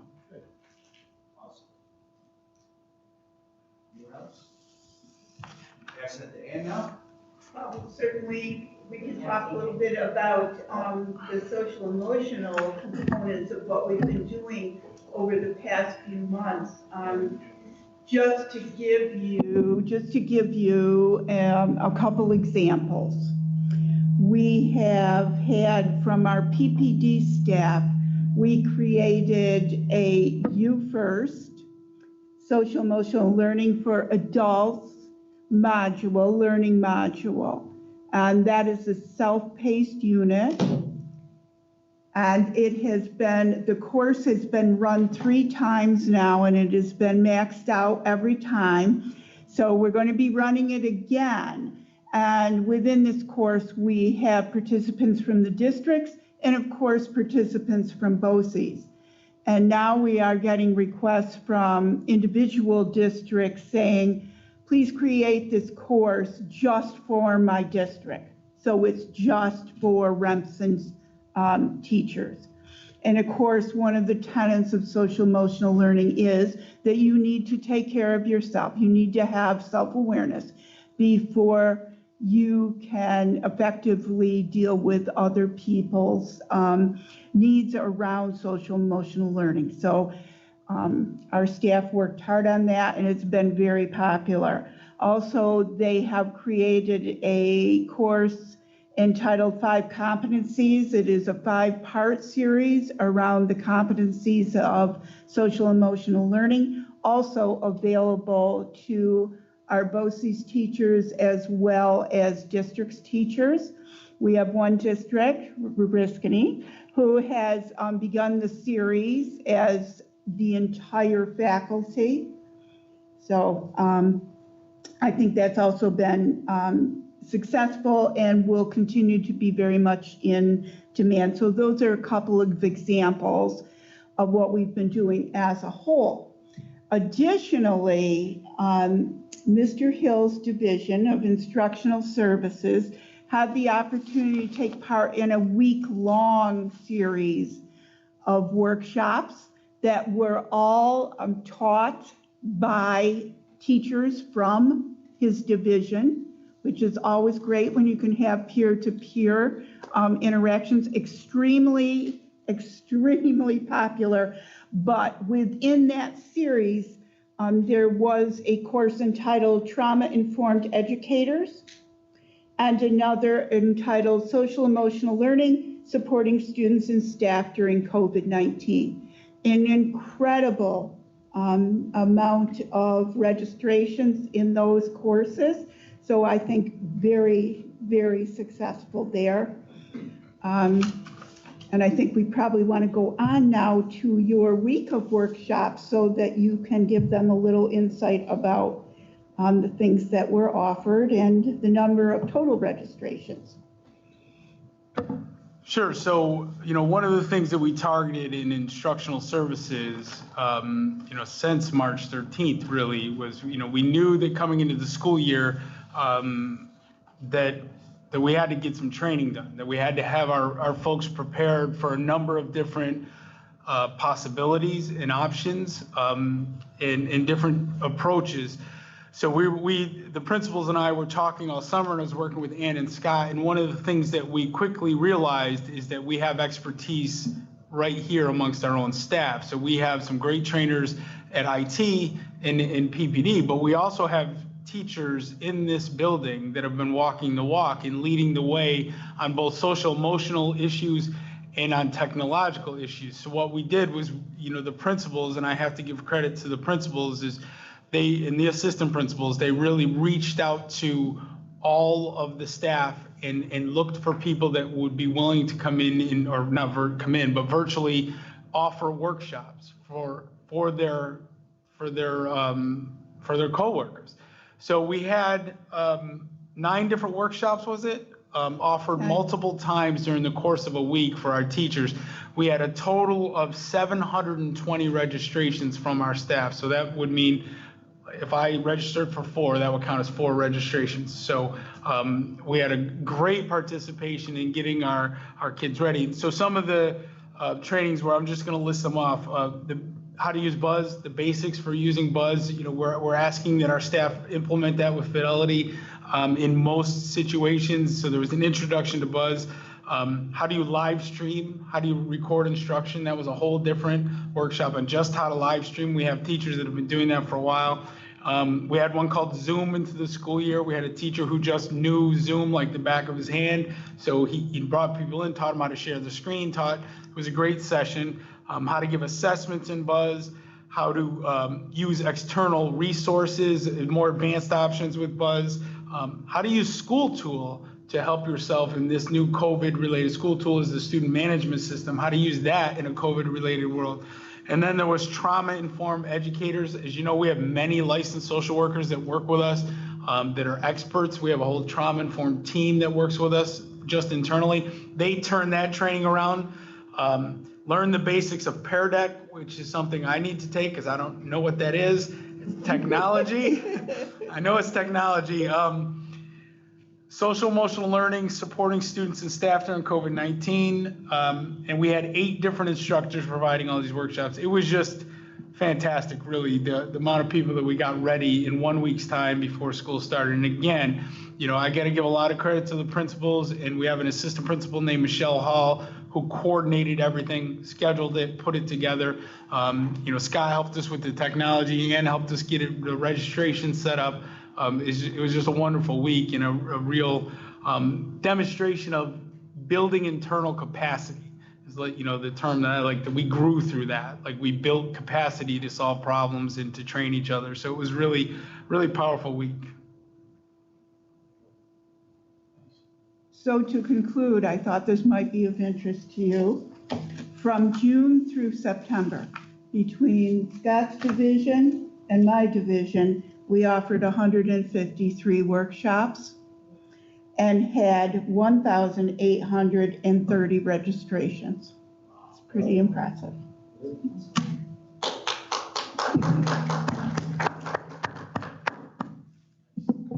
So that concludes the district superintendent's report. I do want to bring to the attention of the board before you move into more of the regular business, this lovely white sheet, the highlighted item. This is actually part of your personnel items in your packet. And there was an error where we have a resignation and the person was listed as in curriculum work, when actually the resignation is a foreign language person. So this represents the correct portion of your packet. And so you will hear Mr. Boucher make a motion with that correction included when it comes to approving the consent agenda. So I wanted to bring that to your attention separately.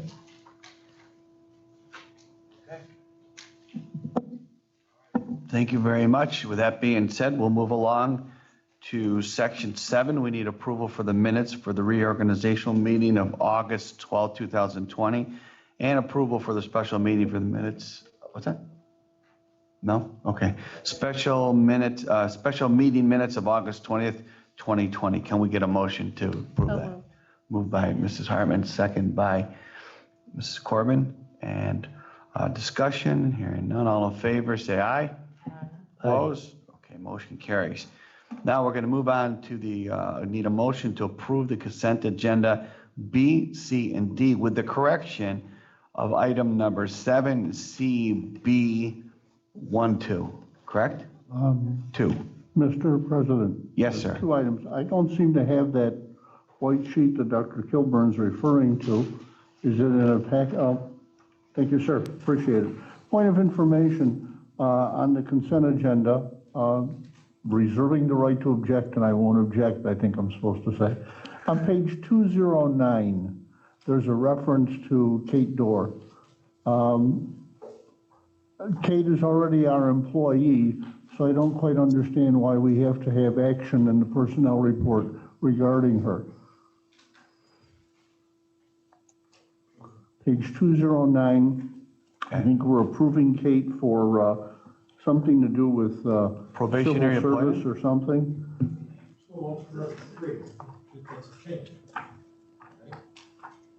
So that's, I said, maybe it's a change set, or maybe they never did that. Charlie. So when Kate was appointed to her current position, it's a competitive title that she had to take a test for, so she was appointed provisionally. The test occurred. She was number 1 on the list, so we can now appoint her probationally to the position. And in fact, there will be one more time down the road, right, Mrs. Kimball, that she will be appointed permanently once her probationary period is up. Thank you, sir. Thank you, Mr. Conlon. What is the probationary period, Joe? Is it in there? It's 26 weeks, right, in the letter? Yeah. Okay, thank you. Okay, super. So. Okay, I had a couple. Go ahead, sir. They're quick questions, I think. The immunization policy on page 251. We took out a whole section on exemptions. And I'm wondering why and what does that mean? So the exemptions, the elimination of those exemptions reflect changes in law. So I think it's like 2 or 3 years ago, New York State no longer allows religious exemptions on vaccinations. So this reflects that law. No longer? No longer. And then concussions, page 266, you've basically rewritten the whole policy. And I'm assuming laws have changed there too? Correct.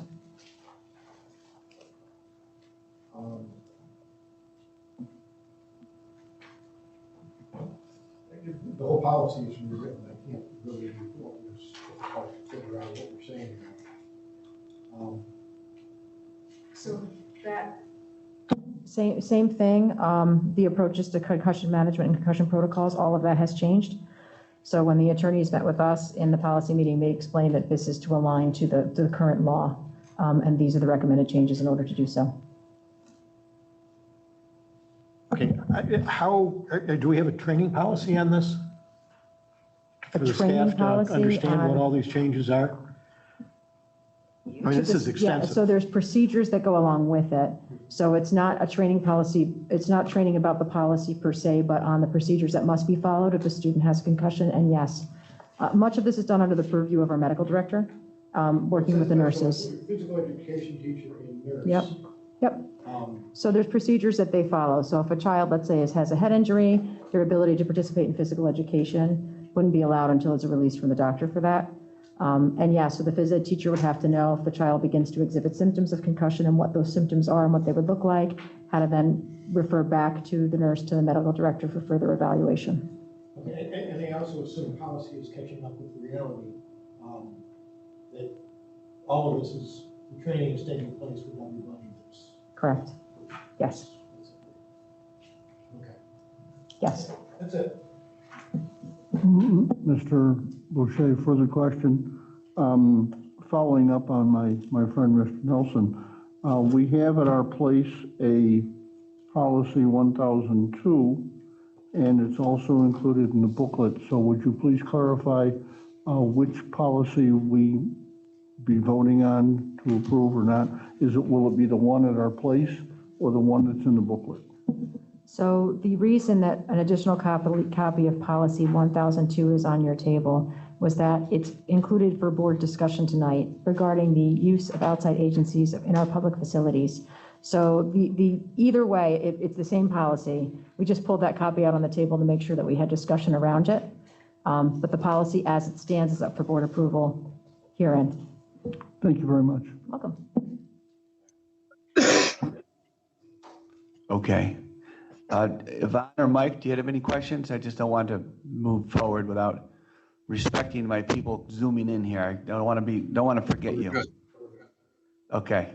So we needed to pull that item out or make the correction.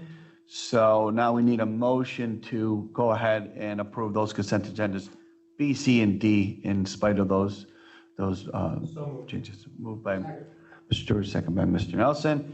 And discussion, I think we already had it, but any more? Okay, hearing none, all in favor say aye. Aye. Opposed? Motion carries. Oh, okay, my God. All right, so where are we at now? We go to board topics. Now we're on to board topics. And Dr. Kilburn, board topics, you want to take the lead here? Sure. So there's two topics for discussion. One that we shared in a board update about 2 weeks ago, kind of sent a heads up about this discussion and referred to it again in the Blue Memo. It has to do with the use of our facilities by outside agencies. So in policy committee, this policy came before us, and also there was a regulation committee meeting, which is an in-house group, because there's proposed regulation that is like a sign-off sheet, and it's also at your table with the policy, basically saying that to any outside agency that wants to use the facility, they kind of have to sign off that they're going to ensure that all the CCC, Centers for Disease Control recommendations, Department of Health, and other such, are followed in relation to COVID. So that started a discussion in that committee and also a discussion at Senior Council about how will we manage that. So these are not events or meetings that we would host or that we supervise or that we oversee. So outside agencies would be able to come in and use the facilities during COVID. And right now they have the right to do that. There's no harm in that per se, but it raised significant questions. The questions were things like, how can we ensure that COVID protocols are followed because we're not necessarily here? We don't host that event or supervise that event. How do we know that inadvertently other rooms or spaces might end up being used? So sometimes we'll have events at night and people might use this room, but they might also wander or use another area. We try to discourage that, but it can happen. But we're disinfecting everything. There are some concerns right now with conference spaces because these are actually being used by students. So one of our rooms right now is being used as an overflow. OT and PT are using Overlook and some of Herkimer right now because we need space. Other questions that came up in the meetings were how do we ensure screening, that people will be following screenings for people coming in and maintaining data for contact tracing purposes, and will we be the ones to store the data also if that's the case? And ultimately, should we be maybe hiring someone on at night, or extending people's schedules with some extra money or something so that they can be here because to the point of the group in the regulation meeting and to the point of the group of senior council was, we're kind of a bit of an airport here. We host a lot of events, and a lot of our own organization, but other BOCES and communities use these facilities. So there were all excellent questions that were raised. In the regulation meeting, because the regulation was drafted by Madison Oneida, we had Dave Pello in that meeting, and he had said one consideration the board might want to make or have discussion about is whether or not it would be appropriate to suspend the policy. So you can adopt the policy, but then suspend the policy during the term of the New York State emergency for pandemic reasons, which would allow the organization to still hold a variety of events as long as they're meeting all of the Department of Health, State Ed, CDC, which was what we do here now. But we could still host our in-house events. So anything that's under the purview of this organization, you could still host. So if it's our staff attending it, our supervisors watching over it, like tonight you saw Ann was waiting at the door to make sure people were screened, coming in safely, using the facility safely. So if the board were to choose to suspend that policy, it doesn't prohibit any events that are under our auspices. If the board chooses to move forward with that policy, I can't really see any other way around it other than possibly trying to find a way for someone to be here at night to help oversee COVID compliance. So it's a policy matter. Here we are. I thought Governor Cuomo had, in part of his reopening recommendations, that we were to limit the amount of non-essential, maybe I'm saying it wrong, non-essential traffic in your buildings. Does that sort of fall under that guidance? Again, if you read in the policy that we have, it does state that the primary focus of the policy really should be on our students. Like, we have the right to say we're focusing on our own events, which is how I would interpret that more. But we are starting to see that open up a little bit. So for example, sports is a major discussion right now. And, you know, ironically, schools might be able to be closed and yet still offer sports. So without a strict definition from the governor on what he means per each event, I think that's still appropriate to have this conversation regarding this policy. Dr. Kilburn, could you give a little bit of specificity to how this might apply to programs like SBI? Right, so SBI is an outside organization, and right now they have listed that they would like to use these facilities. They're Zooming for now. So that would be considered an outside organization under this policy if you suspended it, unless we say that we'll have staff here to staff it and monitor that. So concerns for events like that might be, will they have advanced registration to ensure capacity? Because like in this space, I think the capacity might be 36 people. So they'd have to ensure that no more than 36 people could come to the event. What would happen if extra people come? What about food? For example, typically there's open food or catering. That wouldn't be able to happen. So it would be a lot of coordination with an outside agency versus if we were just running an event ourselves. The fact that SBI runs through a COSER out of, I believe, Herkimer doesn't affect anything? Well, as far as being one of our organizations? Right, so in the case of SBI, or like the same thing came up with Marazda, which is another group that kind of uses all three, that might be something where we'd have to work with the other BOCES and kind of say, you have to let us kind of take control of the logistics of this in order to make sure it happens, or work very closely with SBI to make it happen. Because again, if it's just SBI planning and having it, there might be hurdles they have to cross they're not aware of within this organization. Of the two questions, does the superintendent have a recommendation? Which two questions were you asking? Whether we suspend or we implement? Talking it through with various people in the organization, I would recommend to suspend because of the fact that we are now using these spaces for students, and also that because we are a bit of an international airport here, that would be my recommendation. I'm very concerned about making sure that we can keep this building open. We've got very vulnerable students who, what you saw from the summer, need in-person learning, and what I don't want to do is necessarily put that at risk. But I don't think a suspension necessarily means that it prohibits the board from revisiting that decision either. So maybe it's something where we can get on our feet and get going and then agree a suspension until December. and then agree in December to reconvene and address that policy, or the suspension comes off unless a further extension is desired. Would it serve the superintendent's purpose if we were to suspend the policy and put a clause into it until a certain date? Does that serve your purpose? Right, so yes, I think it serves the purpose of the organization. So when it was discussed at the meeting, the term was, well, the board could say, because there's a state of emergency with the pandemic, you would suspend in alignment with that state of emergency. When it was lifted, this would be lifted. But it wouldn't prohibit us from adjusting that and saying to ourselves, we'd like to suspend policy 1002 because of the nature of the pandemic until December. And at that time, the board would decide if they want to extend the suspension or if they would like to prefer instead to lift it. As a third option, Dr. Kilburn, would it serve a purpose if we were to table the policy and say, have it reappear on the board agenda in December, at our December meeting? Well, the use of facilities by outside organization is currently in practice. So to table the policy would not serve that purpose. You currently provide outside services. That's currently in play right now. So to table the policy wouldn't be you'd have to suspend the existing policy. Am I understanding you correct? I'm lost a little bit, I think, Gary.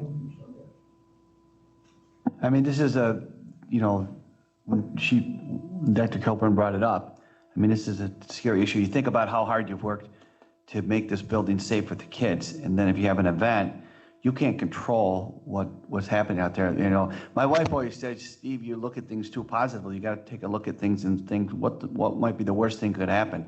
That's how my wife looks at things. She always says, what's the worst thing that could happen? And that's how I'm going to manage to it.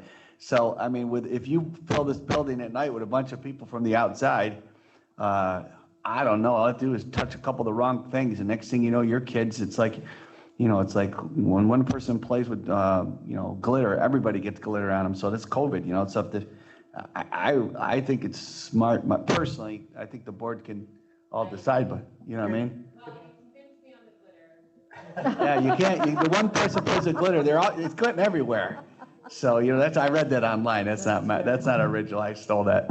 Could I put a motion on the floor then to suspend until December, the end of December? You can do it till January 4th, because that would be the return. January 4th is the Monday. January 4th. The point of information is January 4th, our board meeting, since we're going to have to take action on it. You're suspending until January 4th, and I'm in concurrence, but would the gentleman... I hear what you're saying. So we're gonna line it up. Well, my understanding. I'm just going with Dr. Kilburn. My understanding is that if there was a suspension that was affected until January 4th, or let's say even until January 1st, then on the 4th, people could start using it again. You're suspending it from a period of now until a certain date. And then when the date's up, the policy's still in place and it's in full effect. January 13th would be our meeting, so to go along with what you said. Oh, if you want to revisit? We want to revisit it on the 13th. What I'm trying to get in here is if there's going to be a concurrent board action, we might as well suspend it. I am married, so I understand not finishing a sentence, but please let me. What I'm trying to find out is if the superintendent anticipates that we will need to take board action, we might as well suspend it to our board meeting. Although I'm perfectly in agreement with Mr. Stewart's idea of January 4th, whatever, the gentleman would have to amend if we wanted to go with that direction. So if my understanding is right, Gary, because I'm feeling a little lost here, so just bear with me. So I'm thinking that you're thinking that if we have the board meeting on the 13th, should we choose to extend it, we have the ability to do so right there in that meeting. That makes sense. That does make sense. I think that's a good recommendation. I would amend the motion to the 13th. So I have a question. We have a meeting here scheduled for next Thursday. That would not happen, Oh, no, SBI? wait, that's our own event. That's No, our- SBI. We're here Thursday So night. SBI is a Zoom meeting. So SBI sent out a notice with letters yesterday, and the letters are saying that right now a bunch of them are Zoom. Okay. And then they sent out an email today, and the email said at OHM or Zoom. So I emailed Charlie back and I said, please confirm this is Zoom. Charlie emailed me back and said, this is Zoom. It's So not next here. Thursday is a Zoom. We would not be Zoom. here. You'd not be here. And then how about the other, meet the candidates? Same thing. Candidates would, That's Zoom also. Twin Ponds? yeah, so Yeah. we're gonna try to hold that at a different place. Okay. So there was an email that just went out from Jim Van Wormer yesterday, and he added, well, through Charlie, and he added several attachments at the bottom of the email. And in the attachments is a letter from Jim, and Jim is talking about how everything Okay. right now is in Zoom. They're doing it via Zoom. Thank you, Including to Dr. meet the candidates. You're very welcome. I believe some of the SBI meetings were scheduled for double puddles, for Twin Ponds. Correct. And if you read the letter he just sent yesterday, you'll see that that's been updated in the letter. So the calendar still looks the same, but when you read the letter from Jim, he talks about using Zoom. Do you have, yeah, okay. So we got a motion, do we have a second? Second. Second by Mrs. Corbett. Any discussion, all in favor, say aye. I moved it over, Opposed? Okay, no problem. All right, motion carries. Wonderful. The next item, we had sent out a memo, Scott had prepared a memo regarding a technology infrastructure and a related increase that went along with that. And we thought an opportunity for, if the board had any questions about that in general regarding the infrastructure and the related request, they'd have an opportunity to discuss that. Not again about the person, but about the technology infrastructure and the position, should there be any questions that the board might have for Scott, or if you would like Scott to just describe what he meant by the infrastructure change? Yeah, description would be good. Great. Absolutely. So historically, what we've done is we've sold FTEs, right, to support school districts, whether it be a level 1, which was entry level, level 2, which was mainly a network administrator type, and then a level 3, which would be considered an IT director. What's happened is we've grown over the last 4, 5, 6 years with the addition of IP telephony, right, phone systems, as well as security cameras. That middle level has been very vital. Michael Shue is in that middle level that you have. What's happened over the years is when we've decentralized that support, right? So we've given people in district the ability to manage multiple systems. That worked well until those people left, right? There goes the talent out the door. So what we're looking to do now is to move away from that model of selling people through a tiered model, right? And we're going to reshape that service to look differently. So instead of having a level 1, level 2, level 3, what we're looking to do is to provide a base cost for the service, okay? And then what I've done on the back end is built a team of 4 highly competent individuals to support all of those services. What's growing now, what's driving this even quicker, is schools are asking us to support all of their servers, right? It's one thing to put a wireless network in, put a wired network in. It's a one-time deal, really, that you don't have to deal with a 7 to 8 year basis. I mean, Russ, you're certainly familiar with that. But when we're supporting day-to-day server environments like in Utica, New Hartford, New York Mills, Waterville, I've got to have cross-training among multiple people, and I certainly need to centralize that management. So what we've done over the last 30, 60 days is we've created that team. That team resides in Brodock. They're under supervision of Eric Sarner. And what I'm asking the board to approve is an increase in salary for an individual based on his responsibilities increasing tremendously.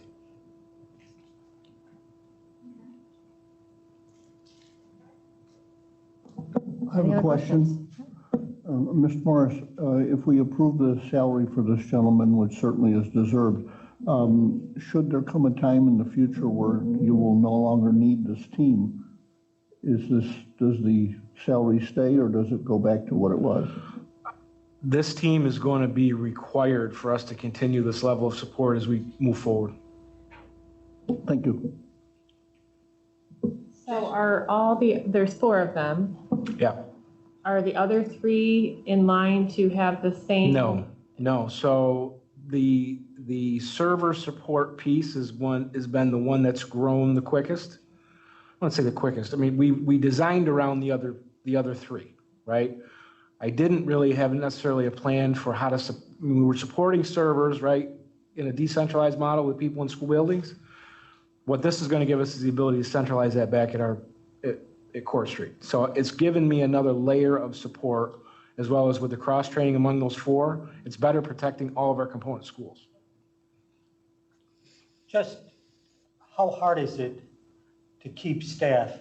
I mean, because you're competing with businesses out there. So, and that's the other reason why this reshift needs to happen, right? Is what I'm finding is when we're looking for level 2 type people, I can't find it, right? I can't find the skill set. So if I've got to grow it, right? I'm spending a lot of time growing it with other resources, right? To then have to go through it again, because people come in at that level, that's where they become very, very expensive, very quick in the, you know, in the private market with a little bit of experience in-house. So I'm thinking if we restructure this way, and I can spread that out, obviously it's providing Michael with 4 people now of a resource above him than, you know, what he had currently with just 1. good, makes sense. Thank you. Thank you very much. Now we'll move on to old business. Do we have any old business? No old business. Then we move on to executive session. So I need a motion to go into executive, and then tell me, Ms. Corbin. For the, we need a motion to go into executive session to discuss